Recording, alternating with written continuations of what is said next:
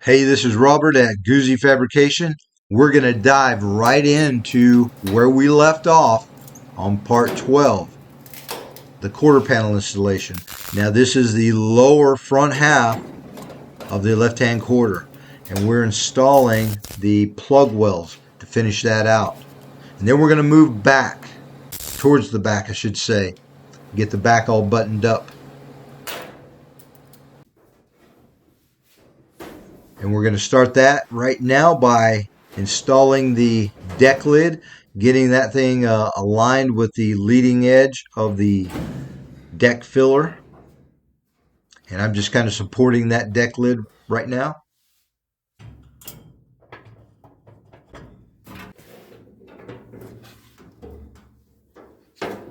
And this is how I install the torsion bar, or the trunk spring, deck lid spring. Now this is really important. Anytime you can save the original hardware, those little teeth are very important to keep things from moving around. Okay, now this is the Taillight mounting panel.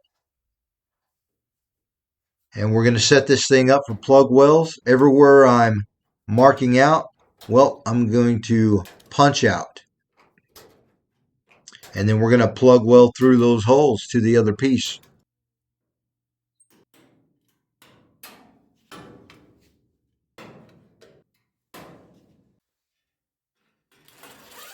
Get that thing secured into place. When I think it's mocked up in the correct place, well, I'm going to install a few self-tapping screws.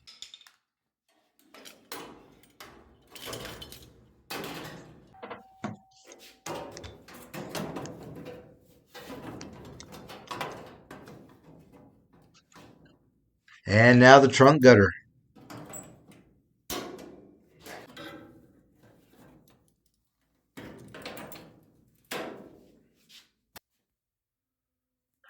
And you can see how flippity floppity everything still is. Yeah, we definitely want to take care and think about what we're doing, because we don't want to weld things in the wrong position. It's real easy to do.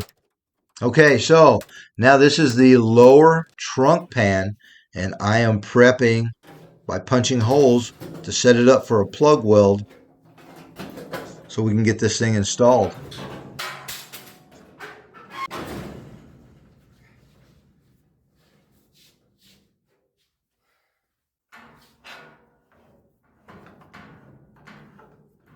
And I'm supporting on that welder's jack.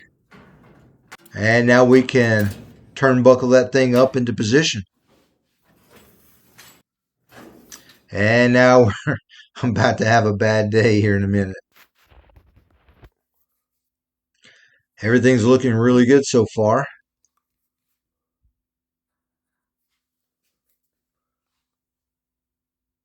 Marking out some more holes for plug welds. The underside's looking pretty good. And that marker's reached the end of the road, I think. One last hurrah there.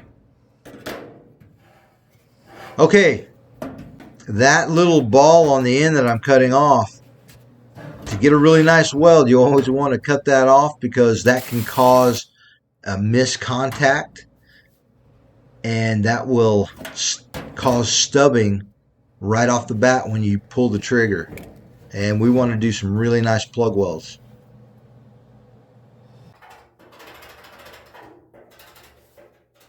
And so this is the type of plug weld I want to achieve all the way through.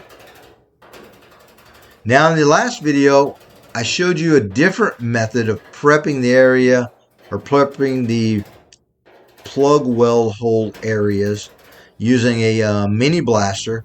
Now this, I'm just taking a little scratch awl and scratching down to bare steel, because we don't want to grind or sand the back sides of parts, because then that's just one less area that rust or corrosion can form. Now there's another method. We can put weld through primer, but this is just another way to do it.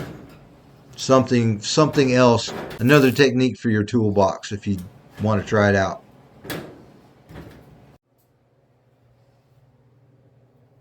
And with the prices of materials these days, well, that weld-through primer is like 40 bucks a can. And here's what we have. When you do your prep, fit, setup, man, things go really smoothly.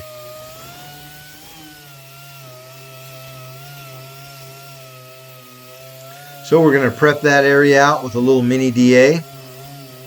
And like in the previous videos, we always come back with a little bit of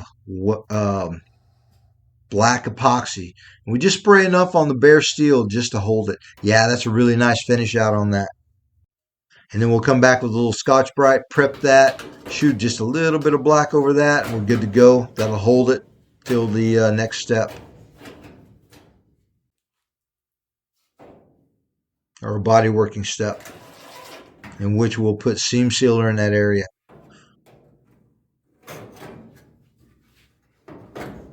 And a big part of doing this is just putting it together, taking it apart, putting it together, taking it apart, ton of mock-up. It's never just put the part on and you're done. Yeah, that doesn't work out. So now I'm installing the tail panel, getting it slid into place. And like I mentioned before, yeah, I'll show you the bad day that's coming.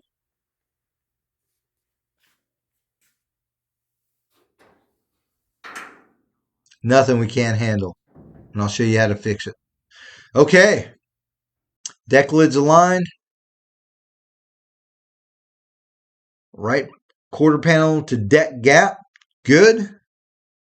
Left side, not so much. I've been having a lot of problems with aftermarket quarter panels. They all seem to pull in and it's overlapped. So we're going to take care of that. Now that's something you want to pay attention to. What I was showing you is how much play there is before this trunk gutter is installed. So it's really critical. If it's welded into the wrong place, yeah, you just made a bunch of trouble for yourself. So we're going to use a few screws to hold that in place.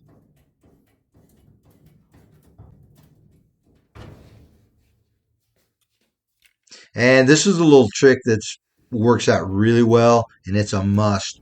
Okay, you want to support that whole length of panel there, especially because I've cut and moved that in about 1/8 of an inch. And you can see the movement. So once I get it where I think it should go, well, we're going to put some screws in it and then check our fit again. Then if we're good to go on that, well, we can go to the next step.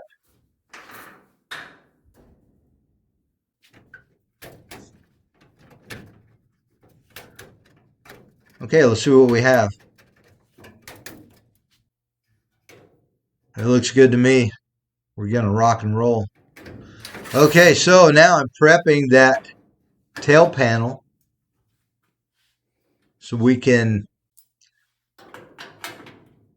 weld up this trunk gutter on that section of panel. And you'll notice we've put our little jack back into place. We want to hold that during the welding process. And there's a look at the setup. I have screws in some areas. You can see the nice tight fitment. Screws in some areas and still retaining the clamp with the support from the bottom. And you can kind of see what I had to do to fix that gap there. Now we're going to wire wheel it, clean it up, because we want nice resistance welds.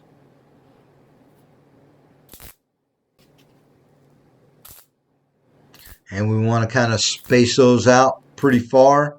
When we hit it with the welder, we don't want to build up a lot of heat. Otherwise, we're going to have a bunch of problems with the top of that. And it's going to lead to excessive body filler.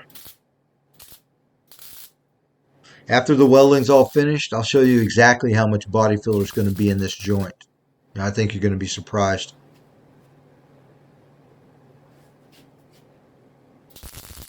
And it looks like I'm going pretty fast, but trust me, this took quite a while because we want to weld, let it cool naturally, not with air, because that can, if you have something hot, a panel that's hot and expanded, hit it with air, you can cool it too rapidly, and that can cause you a bunch of problems. And that's why I'm taking my glove off. And you can see me running my hand over, constantly checking.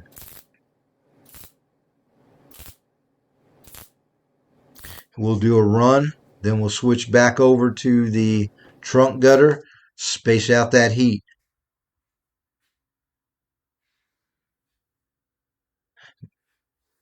And here's what we have. Okay, nice gap. Now in the video, they look larger than they are. I'll show you exactly how big that gap is. Right side, for metal, yeah, that's, I can live with that. We can work with that. Let me put it that way. Decent, consistent gap. Okay, let me show you let me show you the gap. Yeah, that's just a standard paint stick you get from the paint store. Now let me show you the finish out in metal on the driver's side. Show you what we've done.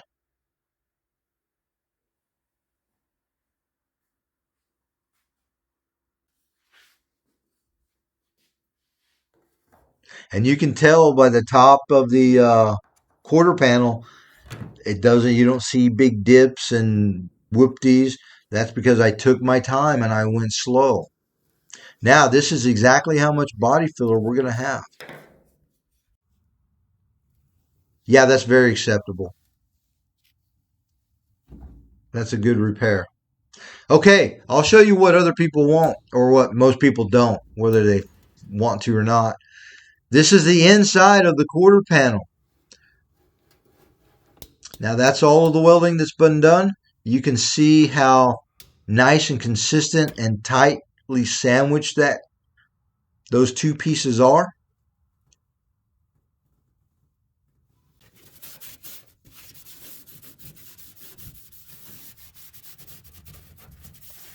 Yeah, that's good to go. So we're going to take the extra step. We're going to prep this, even though nobody would probably even know. We're going to go ahead and prep that area. And like we always do, come back with some POR 15. That's going to keep any corrosion or anything like that from starting in that area. And for whatever reason, if anybody ever looked inside there, well, you're not going to fault me for anything. I'm going to try to be the best craftsman and give the customer the best job that I possibly can. So we've got that all nice and sealed up. Let's move on to that buttoning up that tail panel. And now that I've set this up to use a resistance welder, because this area is probably going to be seen when you open the trunk. So we want to mimic the factory. We want it to look completely factory. And we're going to achieve that with the resistance welder.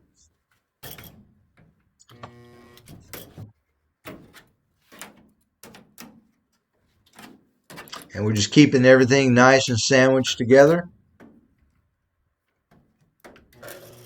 And the same rules for welding applies here. You know, you don't want the resistance welds to be too close together. You want to space them out, do a run, come back, then do another run. Each time progressively closer.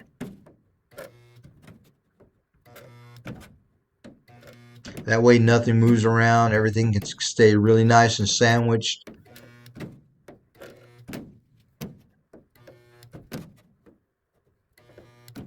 Now we could run a line and have all of these resistance welds really straight and uniform, but I don't want that. I want it to look more factory. And trust me, the factory did not, they weren't interested in making nice uniform resistance welds. So whenever somebody walks up to this car, I want them to really have to struggle to find anything that's been replaced or any telltale signs. And like we do here, hey, I'm going to show you the backside. Everything's nice, tight. That's full penetration. We'll come back with a little, we'll prep it with some Scotch Brite, and then we'll shoot a little bit of epoxy primer on there. Okay, trunk latch mount. New trunk latch. Striker hardware. Now I've assembled that.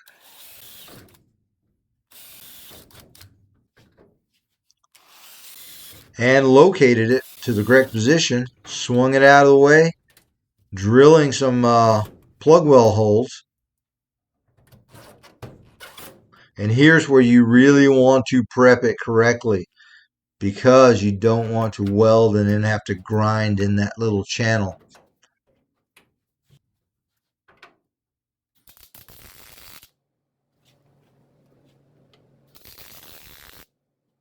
And here we go.